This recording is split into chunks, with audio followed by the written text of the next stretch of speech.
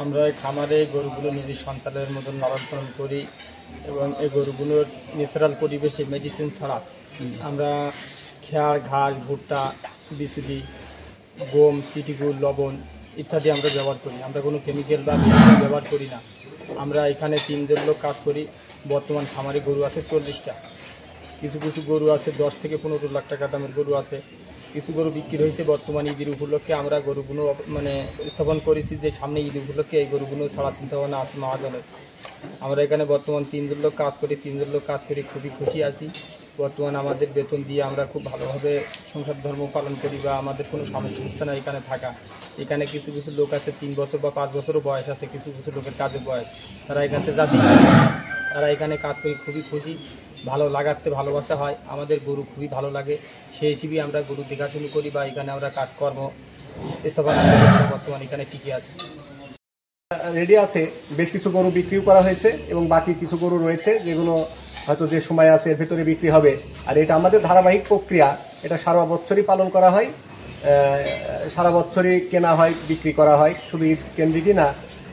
তবে যারা বেকার শিক্ষিত যুবকরা রয়েছে তারা এই পেশায় আসতে পারে।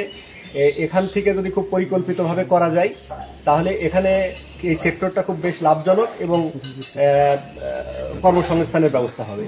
তো যার কারণে ভাবলাম কি যদি গরুর গোবর পাওয়া যায় তাহলে সেখান থেকে যদি আমি জৈব সার এবং তৈরি করি এবং সেটা যে মাটিতে ইউজ করার জন্য কৃষকদের উদ্বুদ্ধকরণ করি তাহলে মাটি উর্বরা শক্তি বৃদ্ধি পাবে এবং আমাদের শরীর উপযোগী ফসল উৎপন্ন করা যাবে। আর বায়োগ্যাস, সেখানে কাঠ বা খড়ি এইগুলো ওড়ানোর চেয়ে যদি গ্যাস ইউজ করে এইভাবে যদি রান্নাবান্নার কাজগুলো করা যায় তাহলে সেখানে একটা সাশ্রয় হবে। এইভাবে আমি আবার অনেককেই উদ্বুদ্ধকরণ করি যে আপনারা 2টা 4টা করে গরু পালন করেন এবং বায়োগ্যাস তৈরি করেন, আপনাদের যেমন রান্নার কাজ হবে। বিশেষ করে খড়, খোল, চিটাগুড়, গম, ভুট্টা এগুলো মিল আছে, মিলে রেডি করে খাওয়াই। তো যেহেতু খোল খাওয়াতে হয়, তা আমি যখন প্রথম খোল কিনি তখন দেখলাম যে খোলের ভেতরে মনে হচ্ছিল যে কোনো মাটি বা এই জাতীয় কিছু মেশানো রয়েছে কিনা।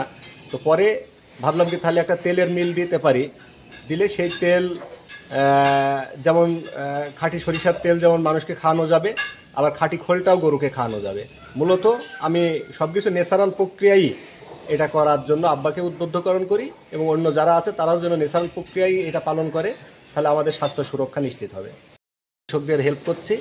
আর বায়োগ্যাস যেটা, সেটা আমার বাসায় রান্না হচ্ছে এবং আরও কিছু সারপ্লাস গ্যাস আছে, সেইগুলো আমি পাশের বাড়িতে সংযোগ দেওয়ার একটা পরিকল্পনা রয়েছে। আর প্রতি বছরই আব্বা কোরবানির জন্য এভাবে গরুগুলো রেডি করে। এবছর বেশ কিছু গরু বিক্রি হয়েছে, এখনও কিছু রয়েছে। আশা করি বাকি যে সময় আছে এই সময়ের ভিতরে গরুগুলো বিক্রি হবে। আর আমার পরামর্শ, যেহেতু আমাদের এখানে খাবার তৈরি করার একটা প্রক্রিয়া রয়েছে, সেই ক্ষেত্রে যারা শিক্ষিত যুবক এরা রয়েছে, এরা যদি এই খামার সেক্টরে এগিয়ে আসে তাহলে এখানে লাভবান করা সম্ভব। আবার সেই সাথে আমাদের বেকার সমস্যারও সমাধান হবে বলে আমি মনে করি।